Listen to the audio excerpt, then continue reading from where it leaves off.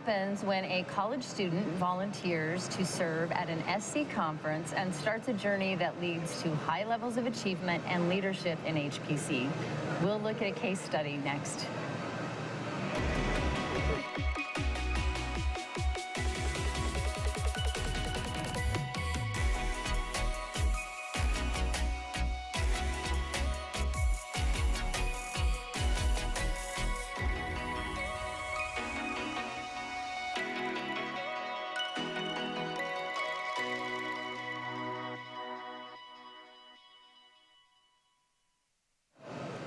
Welcome to SC21 TV. I am your host, Charla Bokikio. We are live at the SC21 TV news desk, meeting leaders in the world of high-performance computing.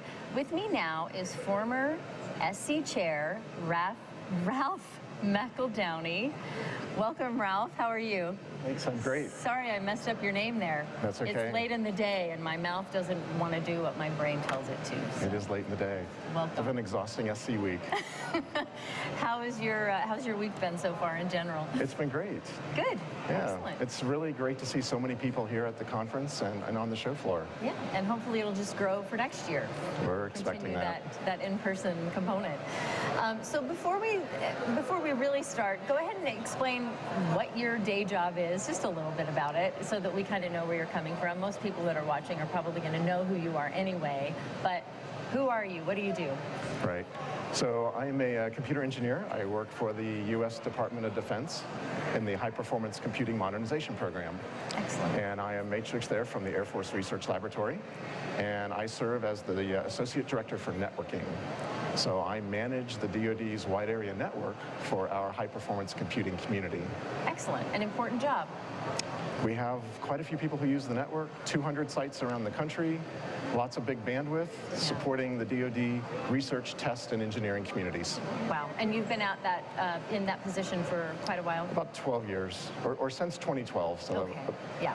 Excellent. Maybe 11 years. Yeah, close to it.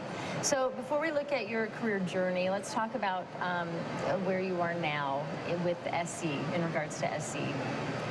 So since 2018, when I was general chair, I've just had smaller roles within the committee. Being general chair is a very large job, so when you're done with that, you're quite burned out and needing a break.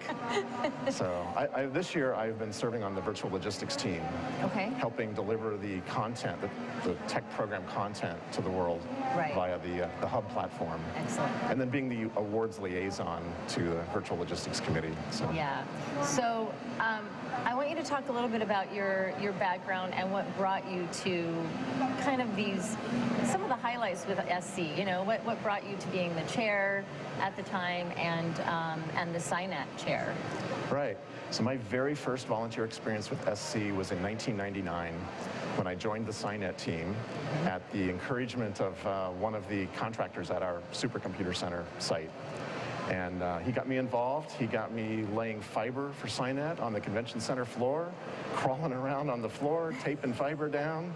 My knees have never been the same since.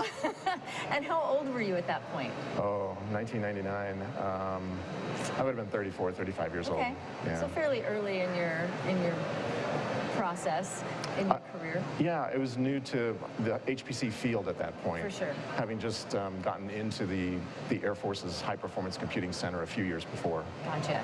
So what was the catalyst that made you attend that first conference? Well, my first conference was in 1996. Oh, okay. That one was in Pittsburgh. Gotcha. And the only reason they let me attend that was because we could drive over from the Dayton, Ohio area to Pittsburgh, and I could stay in someone else's hotel room. So from that point on, I've been attending the conference. Wow, that's a good long while. And so tell me about, obviously as the former general chair and then the SciNet chair, what are some of the highlights from those experiences? Yeah, so my SciNet year was in 2009. That was in Portland, Oregon. We have in SciNet a saying that goes, SciNet takes 1 year to design, 1 week to build, 1 month to build, 1 week to operate, and 1 day to tear down. So although it's a year-long process, it all happens very fast at the end. Wow. Right. And so in 2009, we had about 120 volunteers that year, made up from academia and government laboratories and industry, and then in addition about 20 student volunteers who participated in building the network that year. Wow.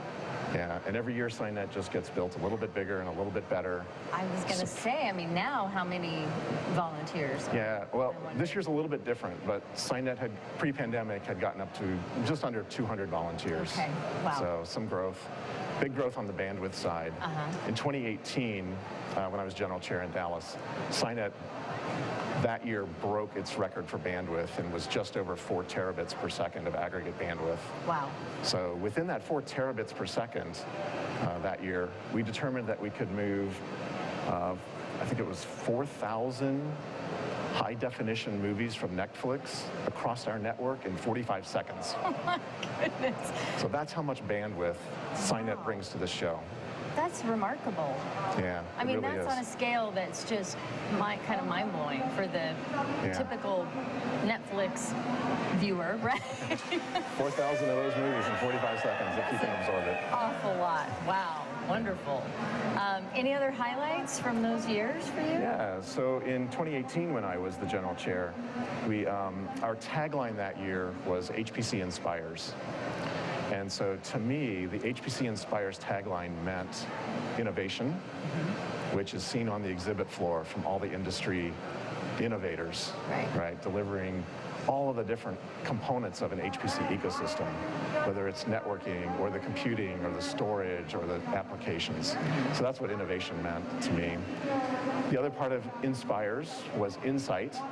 So the insight that comes from the technical program and all of the technical papers and panels and talks and birds of a feather, all that brings insight to the community. And then the third component of HPC Inspires is passion. And the people who attend this conference and the people who make this conference happen just have such passion for this community and what HPC can do to change the world. That's what HPC Inspires meant at SC18 in Dallas. Innovation, insight, and passion. I love that.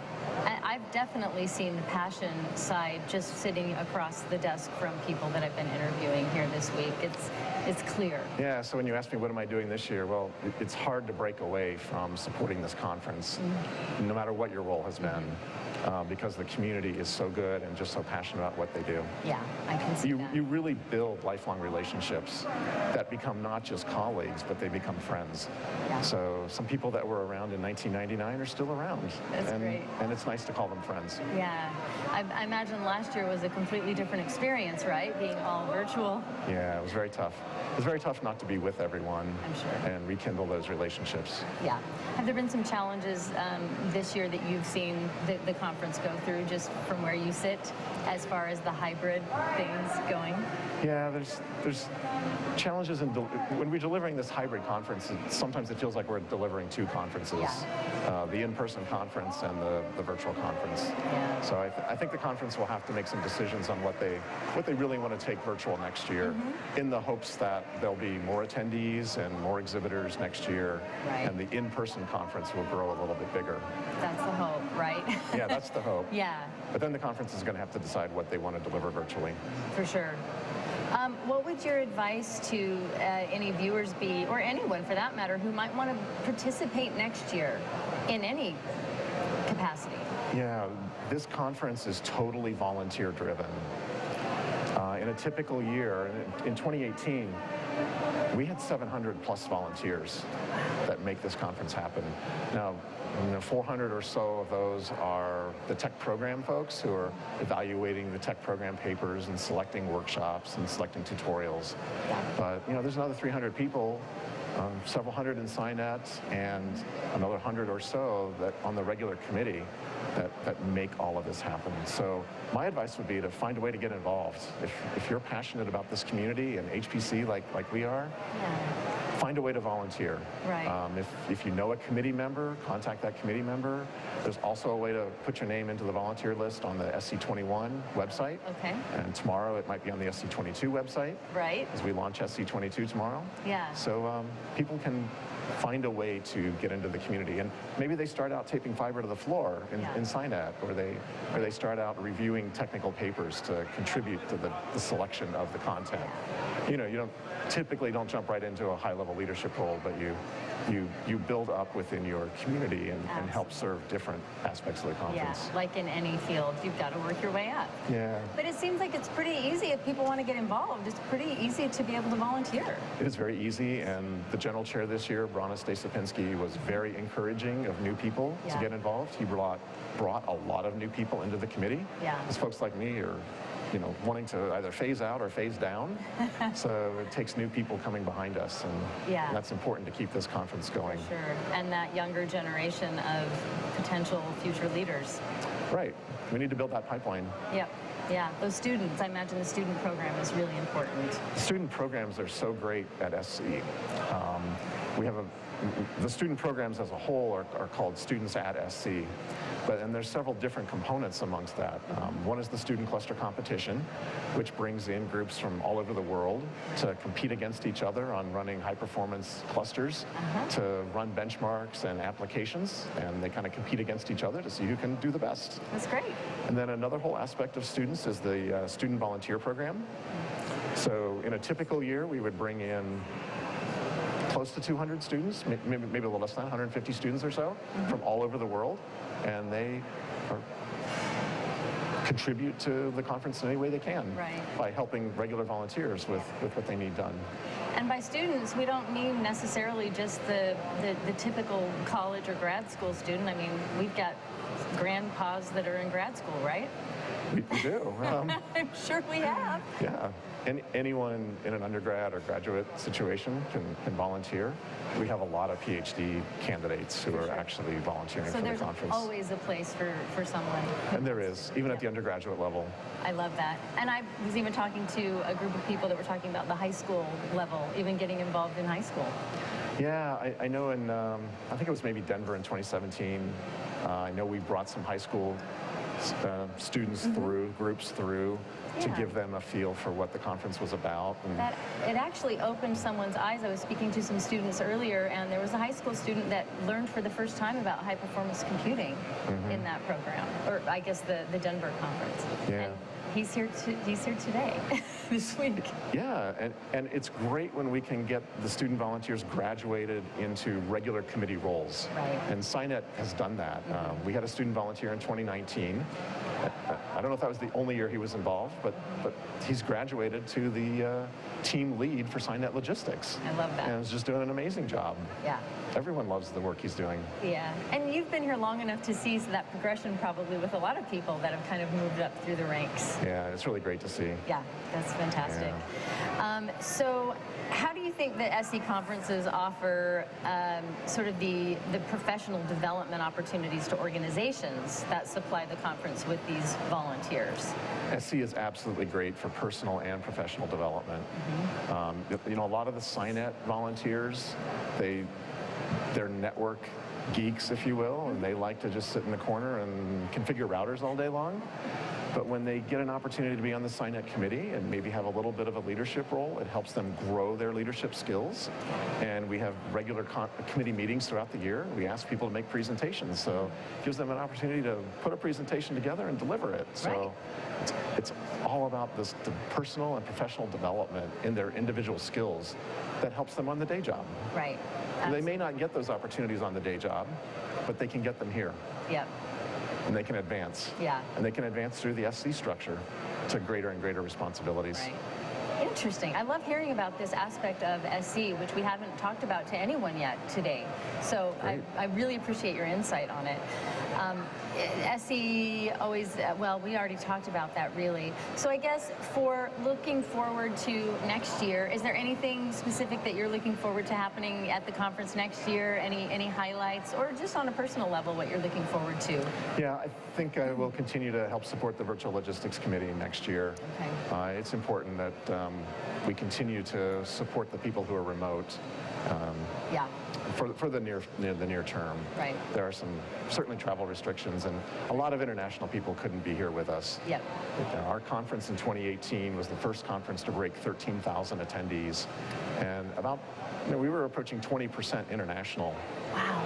And a lot of those folks can't be here with us this year. So, and if they can't be here next year, we'll deliver the content to them for sure, virtually again.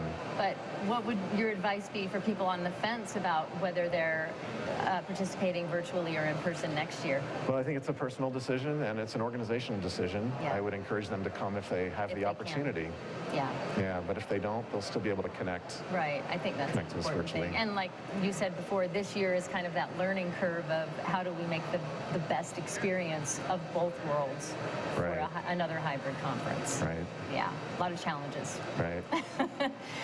Anything else you wanted to talk about, or any highlights that you've got on your mind? Yeah, I would just say that this community is great. It's a great place to interact, to build your personal network. Yeah. And it's a great place to contribute to the bigger community, whether it's in SciNet, taping fiber to the floor, or whether it's being a student volunteer that graduates to a committee member somewhere else, or student cluster competition students who come back and help manage that program too. Right. So there's lots of opportunities that people can take advantage of if they're really interested in sharing the passion that we have. And then maybe one day they'll be the general chair. There's always that possibility. There's always that possibility. That's great. We need that pipeline. Yeah. I've been asking a lot of my guests, what did they want to be when they grew up? When you were a child, what did you aspire to? Oh. Before you knew any better. I don't know. I think I was probably always destined to be an engineer. Really? I think so. It's kind of in the family as well. Yeah, so. Interesting. So always a technically minded person, mechanically minded, technical. Yeah. Awesome. I love that. Yeah. Anything on a personal level, what's a fun fact about you? Something that a lot of people might not know? What you might not know is I've actually finished 12 marathons. Really? Yeah, in about the last 10 or 15 years, 12 marathons. Are you currently doing that? I mean, is that something you're still pursuing? I've scaled down to half marathons right now. Yeah. It's been a little harder with the pandemic to run a virtual marathon. It's very hard. Virtual marathon on a treadmill, maybe? Yeah, on a treadmill or just around your neighborhood. Oh, it's all possible. A hybrid marathon.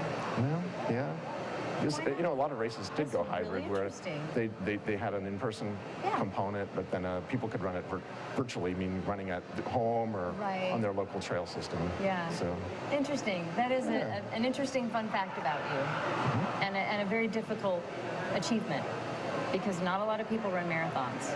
So bravo. I think it's something like 1% of the U.S. population runs marathons. Wow. I know I can't. I have 2 new hips, so I'm not supposed to run anymore. Got it. That's too bad. It is. Walking's good too, though. Well, it has been a pleasure talking to you, Ralph. Anything else you want to say? Did we hit all of your high points? I think we did. Yeah. I'm glad. Well, enjoy the rest of the conference. I know we're winding down. We launch SC22 tomorrow. Wow. Another full day. That's exciting. Yeah. Well, enjoy, and thank you again for being here. You're welcome. For those of you watching, stay tuned for the latest in high-performance computing from SC21 TV. Make sure to like us on Facebook, subscribe to our YouTube channel, and please plan to attend SC22 in person if possible in Dallas next November. I'm Charla Bokikio.